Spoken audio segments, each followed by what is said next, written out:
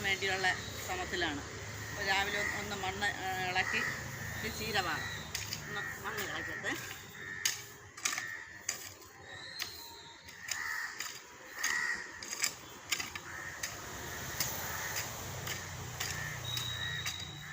ഒരുക്കി ഇട്ടിട്ടുണ്ട്. ഇനി കുറച്ച് ചാണകം മാറ്റി വിതറാം. കുറേ ചാണകപ്പൊടി കൊണ്ട് വെച്ചിട്ടുണ്ട്.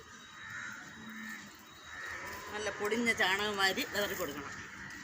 മണ്ണിൽ നല്ലവണ്ണം ഇളക്കിയതിന് ശേഷം വിത്തിടാം.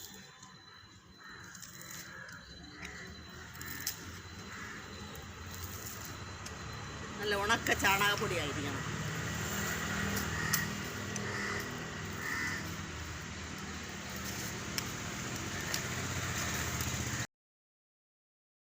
ശേഷം നമുക്ക് ഒന്നുകൂടെ മണ്ണിളക്കാം.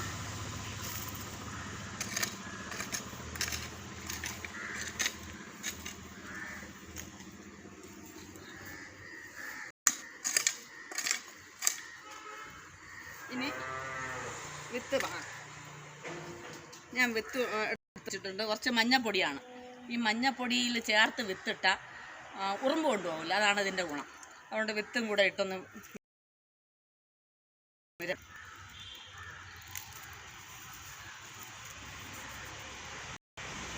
വിത്തും മഞ്ഞപ്പൊടിയും കൂടെ ഇട്ട് നല്ലവണ്ണം ഒന്ന് ഇളക്കണം.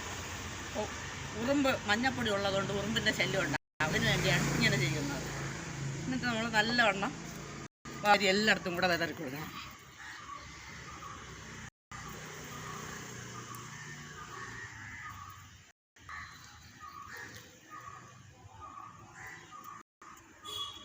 ഇതേപോലെ ഇളക്കി ഇട്ടതിന് ശേഷം ഇനി നമ്മൾ കൈ കൊണ്ട് നല്ലവണ്ണം ഒന്ന് ഇളക്കിയാൽ മതി. കൂടുതൽ ഇളവേണ്ട. കൂടുതൽ ഇട്ടാൽ മണ്ണ് ഇതിൻ്റെ പുറത്ത് വിത്ത് പൊടിച്ച് വരാൻ വളരെ താമസം എടുക്കും. അപ്പോൾ ഇതൊരു 3-4ൻ്റെ അന്ന് തന്നെ നല്ല നിറയെ തൈ പൊടിച്ച്. തൈ പൊടിച്ചതിന് ശേഷം വീണ്ടും ഞാൻ കാണിക്കാം.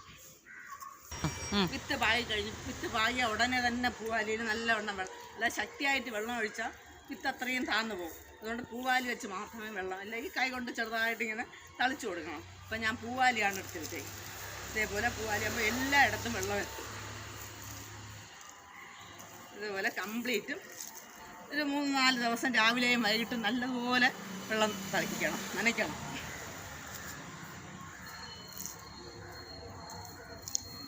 പൂവാലി വെച്ച് തളിച്ചാൽ കൂടുതൽ എല്ലാ ഇടത്തും ഒരേപോലെ വെള്ളം എത്തും. അതിന് വേണ്ടിയാണ്.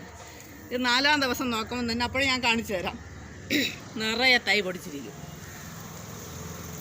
നമുക്ക് 40 ദിവസം ഒരു 35 ദിവസമൊക്കെ ആകുമ്പം തന്നെ വിളവെടുക്കാൻ കഴിയും. ഇതേപോലെ എല്ലായിടത്തും പൂവാലി കൊണ്ട് വെള്ളം എത്തണം.